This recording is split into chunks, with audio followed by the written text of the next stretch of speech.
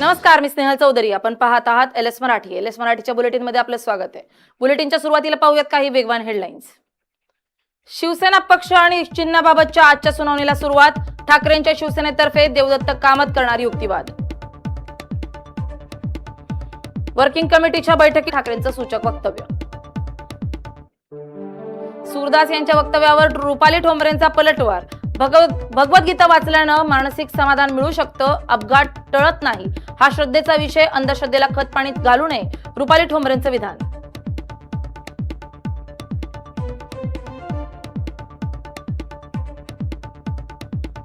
मराठी सक्तीवर छगन भुजबळ यांची प्रतिक्रिया. मराठी बोलायला काय हरकत आहे, आम्ही मराठी बोलणारच नाही असा हट्ट असेल तर योग्य ती कारवाई होईल, भुजबळांचं आव्हान.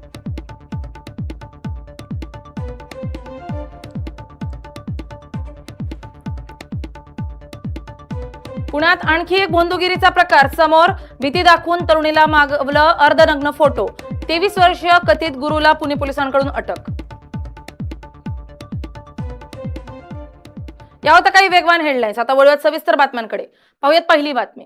केंद्रीय सहकार आणि नागरी उड्डाण राज्यमंत्री मुरलीधर मोहोळ यांनी आज एल एस मराठीच्या मुख्य कार्यालयाला सदिच्छा भेट दिली आहे. यावेळी एल एस मराठीच्या परिवारानं मुरलीधर मोहोळ यांचं स्वागत केलंय. यावेळी मोहोळ यांनी एल एस मराठीच्या न्यूज रूम, पीसीआर विभाग आणि स्टुडिओची पाहणी केली आहे. एल एस मराठीचं कामकाज कसं चालतं याची आपुलकीनं माहिती जाणून घेतली.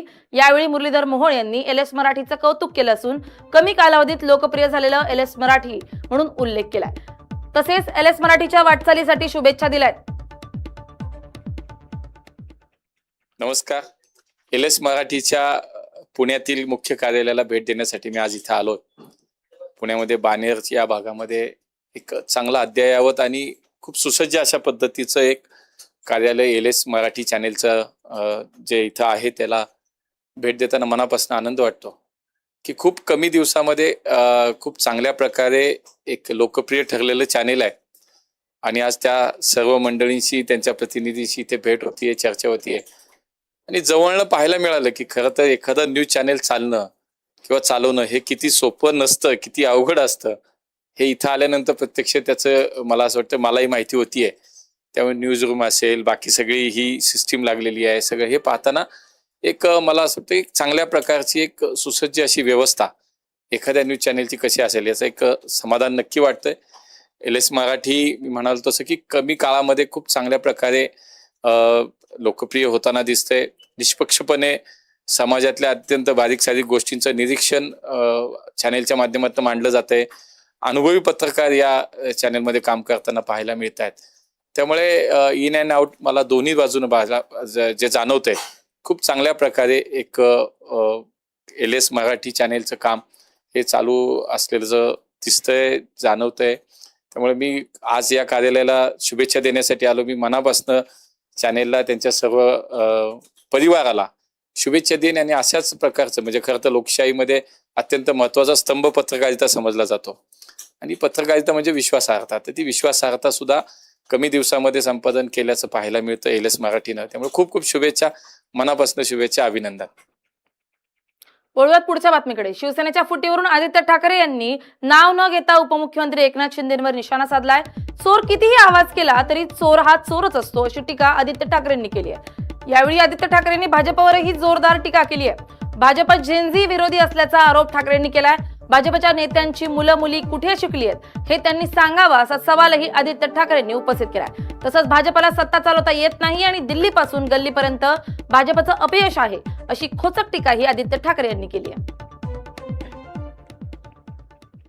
जनजी विरोधी आहे आणि जे मंत्री भाजपचे वेगळ्या वेगळ्या युनिव्हर्सिटीमध्ये जाणार आहेत त्यांनी शिक्षणाशी त्यांचा काय संबंध होता आतापर्यंत ह्याचं उत्तर द्यावं. भाजपचे जे प्रमुख मंत्री असतील किंवा नेते असतील ह्यांची मुलं मुली हे आपल्या देशातल्या युनिव्हर्सिटीजमध्ये गेलेत की परदेशात गेलेत हे देखील सांगा. आणि मी सगळ्या ह्या विद्यार्थ्यांना सांगेन जिथे जिथे भाजपचे मंत्री येणार आहेत की भाजपचे मंत्री आणि त्यांची मुलं कुठे शिकलेत ह्याचा बाहर मस्त एक मोठं बोर्ड लावावं आणि विचारावं त्यांना प्रश्न.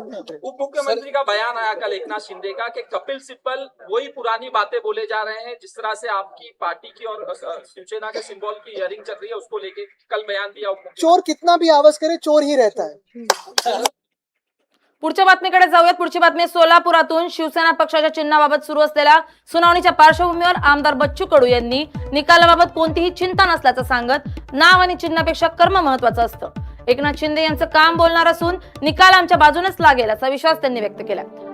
सोलापुरात प्रसार माध्यमांशी बोलताना त्यांनी विविध राजकीय आणि सामाजिक मुद्द्यांवर भाष्य केलंय. कित्येक दिव्यांगांना 6 महिने मानधन मिळत नाही, आश्वासनांची पूर्तता होत नसेल तर सत्तेत राहून आंदोलन करण्याची वेळ येऊ नये असं आमदार बच्चू कडू म्हणतात.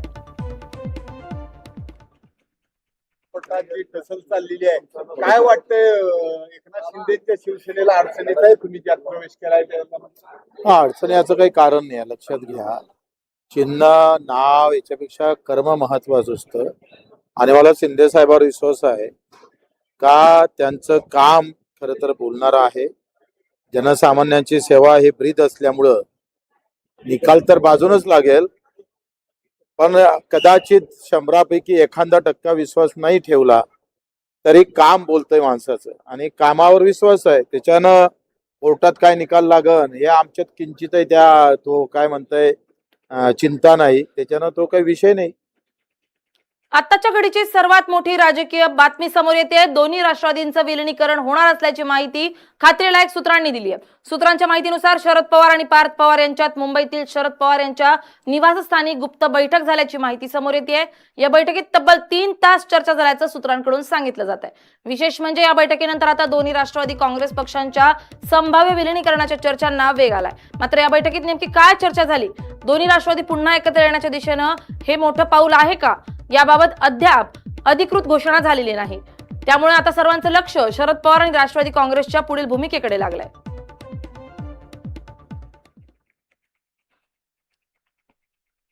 वळत पुढच्या बातमीकडे. अजित पवार यांच्या अपघाती निधनाबाबत इस्कॉन अध्यक्ष डॉक्टर सूरदास यांनी केलेल्या वक्तव्यावरून वाद सुरू असतानाच आता रुपाली ठोंबरे पाटलांनी प्रतिक्रिया दिली आहे. लोकांची कामं करतानाच मला देव दिसतो आणि पावतो असं अजित पवार म्हणायचे, अशी आठवण रुपाली पाटील यांनी सांगितली आहे. भगवद्गीता हा श्रद्धेचा आणि भक्तीचा विषय, मात्र त्यातून अंधश्रद्धेला खतपाणी घालू नये असंही त्यांनी म्हटलंय.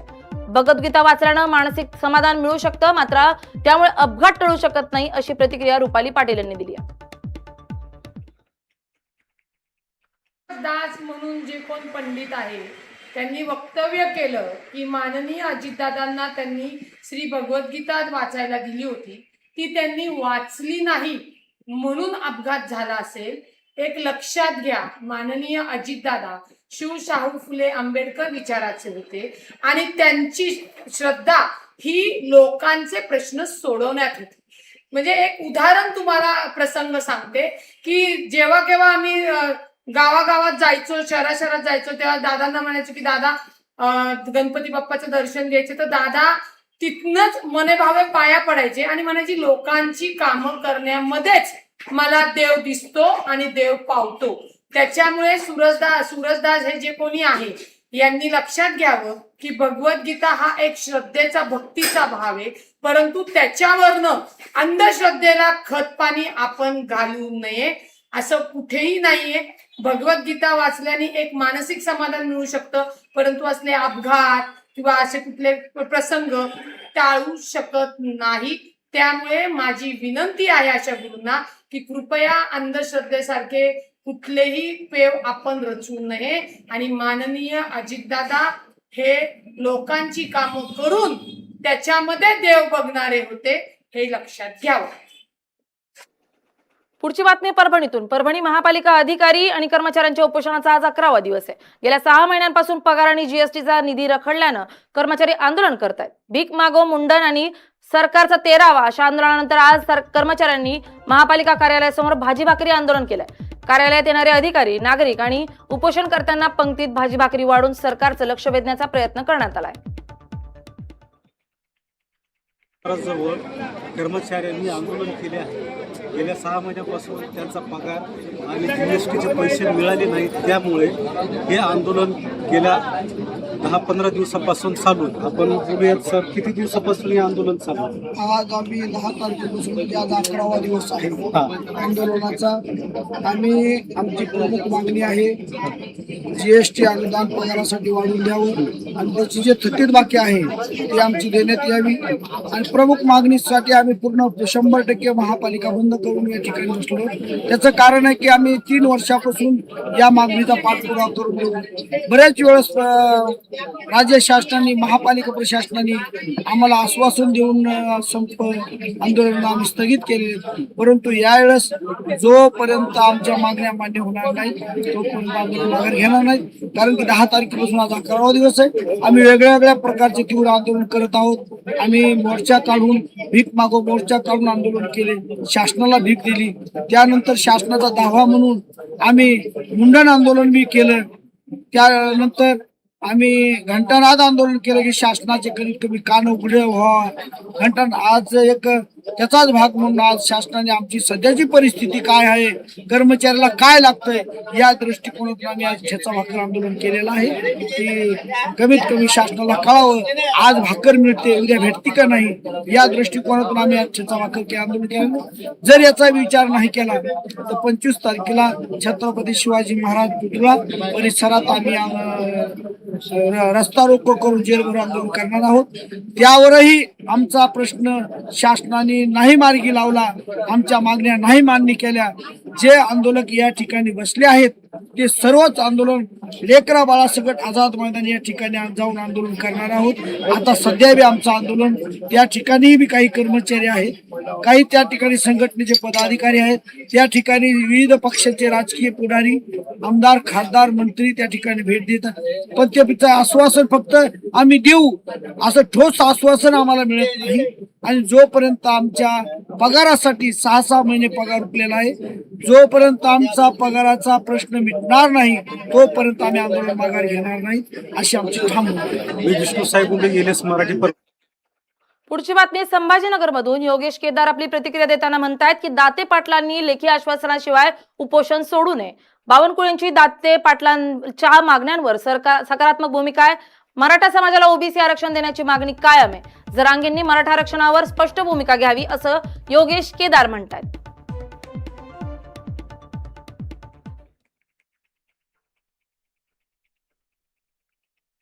मनोज दादाने सुद्धा टार्गेट एकच ठेवावं आणि आंतरवलीत बसण्यापेक्षा मुंबईत त्याने आंदोलनाला जर बसले तर यश मिळेल. आता तिथल्या परवानगीच्या ऐवजी इथं त्याने आमरण उपोषण करण्यापेक्षा माझं एक त्यांना विनंती आहे की आपण इथून टप्पा दर टप्पा मजल दर मजल करत मुंबईकडे वाटचाल सुरू करू. 1-1.5 महिना प्रवास करायला वेळ लागेल. तुमच्या सोबत आम्ही सगळे लाखो मराठे पुढे चालू. आपण मुंबईत पोहोचायच्या आधी देवेंद्र फडणवीसांना आरक्षण द्यावं लागेल हे मी शाश्वती सांगतो. मराठा समाज होतं काय म्हणणं आहे, फुल प्रूफ घेतल्याशिवाय माघारी यायचं नाही, अर्धवट उठून यायचं नाही. मनोज जरांगे 2 सप्टेंबर पासून सातत्याने सांगताय की मराठवाड्यामध्ये हैदराबाद गॅजेट लागू झालं तर सगळं मराठा कुणबी प्रमाणपत्र पात्र आहे, तर हैदराबाद गॅजेट लागू झालेलं आहे का? पुढची बातमी अमरावतीतून. अमरावतीत आदिवासी विद्यार्थ्यांच्या विविध प्रलंबित मागण्यांसाठी अप्पर आयुक्त आदिवासी विकास विभाग कार्यालयाबाहेर बेमुदत आंदोलनाला सुरुवात झाली. 5 ऑगस्ट आणि 14 ऑगस्ट 2026 रोजीच्या शासन निर्णयातील विद्यार्थी हिताला बाधक तरतुदी तात्काळ रद्द करण्यात याव्या. तसेच वसतिगृह प्रवेशासाठी आलेले आणि येणारे सर्व अर्ज तातडीनं मंजूर करून विद्यार्थ्यांना प्रवेश द्यावा अशी प्रमुख मागणी आंदोलक विद्यार्थ्यांनी केली आहे. महाडीबीटीची रखडलेली शिष्यवृत्ती विद्यार्थ्यांच्या खात्यात वेळेत जमा करावी. पंडित दीनदयाल योजनेअंतर्गत मागील डीबीटीची रक्कम तात्काळ जमा करून वसतिगृहाच्या धर्तीवर त्यात वाढ करावी अशी ही मागणी आहे.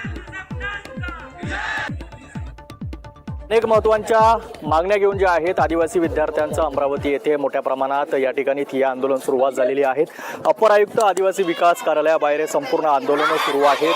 एकंदरीत जर बघितलं तर शेकडो विद्यार्थी या ठिकाणी दाखल झालेले आहेत. विद्यार्थिनी असेल किंवा विद्यार्थी मोठ्या प्रमाणात या ठिकाणी दाखल झालेले आहेत. अनेक प्रलंबित मागण्या असेल, महत्त्वाच्या मागण्या ज्या आहेत त्या आदिवासी विद्यार्थ्यांच्या आहेत. या संपूर्ण मागण्या घेऊन ज्या आहेत या ठिकाणी मोठ्या प्रमाणात विद्यार्थी आंदोलनाला बसलेले आहेत आणि जोपर्यंत संपूर्ण मागण्या पूर्ण होणार नाही तोपर्यंत आंदोलन स्थगित होणार नाही अशी एकंदरीत पवित्रा ज्या आहेत संपूर्ण आदिवासी विद्यार्थ्यांनी घेतलेली आहेत. अनेक फलक जे आहेत या ठिकाणी आपल्याला या आंदोलनामध्ये पाहायला मिळतंय. मुलं असेल किंवा मुली असेल मोठ्या प्रमाणात या ठिकाणी दाखल झाल्याचं चित्र एकंदरीत पाहायला मिळत आहे. 5 ऑगस्ट 2026 14 ऑगस्ट 2026च्या शासन निर्णयाविरोधात विद्यार्थी विकास जे आहे ते संपूर्ण निर्णय घेण्यात आलेले नाही, त्यामुळे ही संपूर्ण आंदोलन या ठिकाणी करण्यात आल्याचं एकंदरीत पाहायला मिळतंय. जिंजे वर्सेस आदिवासी मंत्री फरक फक्त पिढीचा नाही विचारांचा आहे, अशा अनेक या ठिकाणी फलक जे आहेत ते विद्यार्थ्यांनी घेतलेल्या आहेत आणि या ठिकाणी मोठ्या प्रमाणात अनेक काळांपासून जे आहेत ते आंदोलन सुरू आहे. जोपर्यंत मागण्या पूर्ण होणार नाही तोपर्यंत आम्ही आंदोलन मागे घेणार नाही, असा पवित्रा देखील एकंदरीत या संपूर्ण विद्यार्थ्यांनी घेतलेला आहे. नेमक्या कोणत्या महत्त्वाच्या मागण्या विद्यार्थ्यांच्या आहेत आपण हे त्यांच्याकडून जाणून घेणार आहोत. दादा, काय महत्त्वाच्या मागण्या आहेत आणि कशा पद्धतीचं आंदोलन सुरू आहे? आमच्या मागण्या म्हणजे जे आमच्यावर आता 5 तारखेला जी जी आर लावण्यात आलेला आहे त्यावर सुधारित जी आर 14 तारखेला काढण्यात आलेला आहे, पण ते जी आर कायदेशीर म्हणजे जे विद्यार्थ्याच्या विरोध आहे एकदम ते तात्काळ रद्द करण्यात यावा आणि DBT मध्ये शिष्यवृत्ती वाढ करण्यात यावी. दीनदयाळमध्ये अतिशय कमी रक्कम मिळते, त्यामध्ये विद्यार्थ्यांचं राहणीमान होत नाही, त्यात देखील वाढ करण्यात यावी. कॅमेरा पर्सन सोबत मी रोहितकडे पाहत राहिलेस मराठी, अमरावती. आम्ही इथे उपोषणासाठी बसलेलो आहे. प्रत्येक विद्यार्थ्यांसाठी समान हक असायला पाहिजे. जी आर आमचा रद्द व्हायला पाहिजे. प्रत्येक विद्यार्थ्यांना समान हक्क असायला पाहिजे. आज आम्हाला जे सरकारीकडून DVD भेटत आहे, स्कॉलरशिप भेटत आहे, हे प्रत्येक विद्यार्थ्याला भेटायला पाहिजे. यानंतर त्यांची मन आहे की घरातला एकच मुलगा किंवा एकच व्यक्ती घेऊ शकते, बाकीचे घेऊ नाही शकत. याचा अर्थ ते एकासोबत न्याय करून बाकीच्या सोबत अन्याय करताय. हमारी दूसरी मांगनी है, जो एकात्मिक आर्थिक विकास प्रकल्प है, जो आश्रम शाला चलती है और जो स्कूल चलते हैं उसमें जो कुछ लड़के और लड़की की जो मौत हुई है उनके लिए जो जवाबदार है उनके लिए कठोर कार्रवाई की जाए और उनको मुबदला दिया. पुढच्या बातमीकडे. पुढची बातमी आहे नाशिकमधून. सलगाव अंडरपास बंदच असल्यामुळं रेल्वे गेटवर वाहतूक कोंडी निर्माण झाली आहे. मध्य रेल्वेच्या लासलगाव रेल्वे स्थानकाजवळील अंडरपास दुरुस्तीच्या कामासाठी तब्बल 1 महिना बंद ठेवण्याचा निर्णय घेण्यात आलाय. त्यामुळे अंडरपासमधून होणारी वाहतूक रेल्वे गेट मार्गे वळवण्यात आल्यानं रेल्वे गेटवर मोठ्या प्रमाणात वाहतूक कोंडी होतीये. या कोंडीचा सर्वाधिक फटका विंचूर प्रकाशा महामार्गावरील गुजरात, राजस्थान, मध्य प्रदेशातून येणाऱ्या तसेच आंध्र प्रदेश, केरळ आणि कर्नाटककडे जाणाऱ्या लांब पल्ल्याच्या वाहनांसह स्थानिक वाहन चालकांना बसतोय. लासलगाव मध्ये नागरिकांना रेल्वे गेटच्या मोठ्या प्रमाणामध्ये त्रास सहन करावा लागत आहेत. आपल्या सोबत काही नागरिक आहेत, आपण त्यांच्या काय प्रतिक्रिया ते जाणून घेऊयात. लासलगाव रेल्वे स्टेशन हे रेल्वे गेट असा विषय आहे की इथं फक्त भाजीपाल्याच्या गाड्या वगैरे जात राहत्या. इथून UP, MP, राजस्थान असं मोठमोठ्या लोकांच्या गाडी इथं चालत्या आणि दळणवळणचा महत्त्वाचा विषय हा रेल्वे गेट आमचा होता.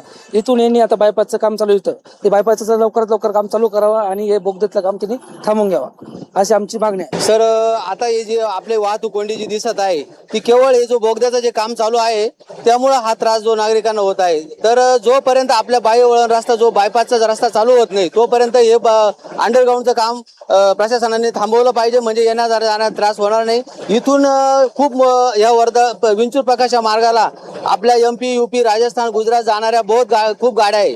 त्यामुळं हे काम तोपर्यंत थांबवलं तर नागरिकांना त्रास होणार नाही याचा अशी वाहनधारकांची आणि आमची इच्छा आहे. रवींद्र जाधव, LS मराठी, लासलगाव. पुढची बातमी बुलढाण्यातून. बुलढाण्याच्या मेहकरमध्ये आयोजित रोजगार मेळाव्याला युवक युवतींचा मोठा प्रतिसाद मिळालाय. या मेळाव्यात तब्बल 75 नामांकित कंपन्यांनी सहभाग घेतला असून अनेक युवकांना नोकरीच्या संधी मिळाल्यात. दरम्यान ठाकरे गटाचे खासदार सिद्धार्थ खरात यांनी रोजगाराच्या मुद्द्यावरून केंद्र आणि राज्य सरकारवर टीका केली आहे. सरकार नोकऱ्या देण्यात कमी पडत असल्याचा आरोप त्यांनी केलाय. सत्तेत असो वा नसो विकास करणारच. केंद्रीय मंत्री प्रतापराव जाधव यांच्या विकास करायचा असेल तर सत्तेसोबत यावं लागेल, या वक्तव्यावरही खरात यांनी प्रतिक्रिया दिली आहे. या संदर्भात खरात यांच्याशी बातचीत केली आहे आमचे प्रतिनिधी गणेश सावदतकर यांनी. पाहूयात. महाराष्ट्रात नव्हे संपूर्ण देशामध्ये बेरोजगारीचा प्रश्न जो आहे तो मोठ्या प्रमाणात वाढतो आहे. शासन म्हणतो आहे की नोकऱ्याची व्यवस्था केलेली आहे, पण बेरोजगारी एवढ्या प्रमाणात वाढलेली आहे की जे युवक आहेत त्यांना अक्षरशः मुंबई, पुणे शहरी भागामध्ये जाऊन नोकरीचा शोध घ्यावा लागत आहे. आणि अशातच आता बुलढाणा जिल्ह्यातील मेहकरमध्ये एक रोजगार मेळाव्याचं आयोजन केलेलं आहे. आपण माझ्या मागे पाहू शकता की मोठ्या प्रमाणात या रोजगार मेळाव्याला जो प्रतिसाद आहे तो मिळतो आहे. एकंदरीत 75 जे नामवंत कंपनी आहेत या कंपन्यांनी या इथे स्टॉल मांडून विद्यार्थी जे आलेले आहे, युवक आलेले आहेत, जे बेरोजगार आहेत त्यांचे अपॉइंटमेंट लेटर इथं डॉक्युमेंट्स पाहून देत आहेत. आणि एक मोठी संधी या मतदारसंघामध्ये आलेली आहे आणि यामुळे एकंदरीत या रोजगार मेळाव्याला जो प्रतिसाद आहे तो कुठेतरी वाढताना दिसत आहे. या रोजगार मेळाव्याचे जे आयोजक आहेत आमदार सिद्धार्थ खरते आपल्यासोबत आहेत. साहेब, एकंदरीत चांगला प्रतिसाद या रोजगार मेळाव्याला लागतो आहे. 75च्या वरती नामवंत जे कंपनी आहेत त्यांचा स्टॉल लागलेला, आपण काय सांगाल? अतिशय उदंड रिस्पॉन्स मिळालेला आहे. 2,500 ते 3,000 लोकांची नोंदणी झालेली आहे. ऑफलाईन वेगळी आहे आणि आतापर्यंत मला वाटतं की 1,000-1,200 तरी ऑफर लेटर तयार आहेत. आणखी 3-3:30 वाजेपर्यंत ते 1,500च्या पुढे जातील निश्चितपणे, मला खात्री आहे. त्यामुळं अतिशय यशस्वी रोजगार मेळावा झाला. मला खूप आनंद आहे. माझा वाढदिवसचा आजचा शेवटचा दिवस आहे, अंतिम कडी आहे. मला माझा वाढदिवस झाला आज असं वाटत आहे की माझा वाढदिवस खऱ्या अर्थाने संपन्न झाला. शासनाचं कुठेतरी अपयश म्हणता येईल का, जे मोठ्या प्रमाणात बेरोजगार आहे याच्या नोकरीच्या शोधात आहे या ठिकाणी आलेला आहे आणि मोठ्या प्रमाणात ज्या नोकर शोधण्यासाठी युवक आलेला आहे, आपण काय सांगाल शासनाचं या ठिकाणी? नाही, शासनाचं युवक असेल किंवा शेतकरी असेल, बेरोजगार असेल, यांच्याकडे अजिबात लक्ष नाहीये. कारण जे धोरण ठरवणारी मंडळी आहे त्यांना ग्रामीण प्रश्नाची जाणीव नाही, शेतकऱ्यांची जाणीव नाही, त्यांना माहिती नाहीये. आणि जे काही मंत्री त्यांच्याकडे काम करतात ते काही त्यांचं तोंड त्यांच्या नेत्याकडे उघडू शकत नाही. त्यामुळं कम्युनिकेशन एक प्रकारचा गॅप आहे. जे काही बेरोजगारांचं प्रमाण प्रचंड आहे. सगळ्यांकडे 10वी 12वी ग्रॅज्युएट पोस्ट ग्रॅज्युएट झालेले आहेत, नोकऱ्या त्यांच्याकडे नाही आहेत. माझ्या मतदारसंघामध्ये कमीत कमी 20 ते 25,000 बेरोजगार युवक आज नाईलाजानं शेतावर काम करतोय. त्या सगळ्या पोरांना आत्मविश्वास देऊन नोकरी तुम्ही करू शकता, समोर जाऊन इंटरव्ह्यू देऊ शकता, हा आत्मविश्वास नाहीये. आणि तो देण्यासाठी मी आपल्या घरीच त्यांना बोलवलेलं आहे. आणि आमदाराचं ह्या मेळावा असल्यामुळं आणि आपल्यावर विश्वास असल्यामुळं आमच्यावरती सगळे मुलं या ठिकाणी आलेले आहेत आणि आत्मविश्वासानं बघा तुम्ही या ठिकाणी जात आहेत, छानपणाने ते इंटरव्ह्यू देत आहेत, हसत खेळत इंटरव्ह्यू देऊन ते निवड होत आहे त्यांची. या पाहिल्या आपण काही सविस्तर बातम्या. आता वळूयात महत्वाच्या घडामोडींकडे. पाहूयात पहिली घडामोड. मनमाडमध्ये सकल मराठा समाज आक्रमक. नवनाथ वाघमारेंच्या वक्तव्याचा केला जोरदार निषेध. कुंभमेळ्याच्या पार्श्वभूमीवर नाशिक शहरात राज्य शासनाकडून ब्रँडिंग. शहरातील विविध ठिकाणी लागले महासिंहस्थ कुंभमेळा होर्डिंग.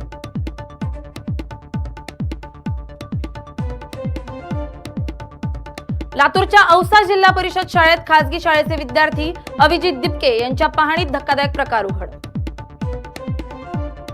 हिंगोलीत श्रावण महिन्यानिमित्त भव्य कावड यात्रा. कावड यात्रेसाठी आमदार संतोष बांगर यांचं शिवभक्तांना आवाहन. साताऱ्यात शेती पंपाच्या केबल चोरीचा छडा. तांबे विक्री करणारा आरोपी गजाआड. नाशिक जिल्ह्यात दुर्गम भागात ड्रोनद्वारे वैद्यकीय सेवा पुरवण्याची चाचणी सुरू. आदिवासी पाड्यांपर्यंत ड्रोनच्या माध्यमातून वैद्यकीय सेवा पोहोचवण्यासाठी प्रशासनाच्या हालचाली. कोल्हापूरच्या कळंबा साई मंदिराजवळ डंपर गटारात अडकला. निकृष्ट झाकणांमुळे अपघाताचा धोका. प्रशासनानं तातडीनं लक्ष देण्याची मागणी. कोल्हापुरात ताराबाई पार्क मधील सहज जीवन सोसायटीत 9 लाखांची चोरी. पोलिसांच्या तपासात शेजाऱ्यानं चोरी केल्याचं उघड. पुढील तपास सुरू. वाशिम जिल्ह्यात चोरट्यांचा धुमाकूळ. एकाच रात्री अनेक ठिकाणी चोरी. लाखोंचा मुद्देमाल लंपास. नागरिकांमध्ये भीतीचं वातावरण. चोरट्यांवर कारवाई करण्याची मागणी. अहिल्यानगर जिल्ह्यातील ताहराबाद राहुरी रस्त्यावर फायनान्स कंपनीच्या कर्मचाऱ्यांना लुटणाऱ्या दरोडेखोरावर कारवाई. 48,054 रुपये, 2 मोटरसायकल आणि टॅब जप्त. या होत्या काही महत्त्वाच्या घडामोडी. पाहत रहा LS मराठी, सत्याची नवी दिशा.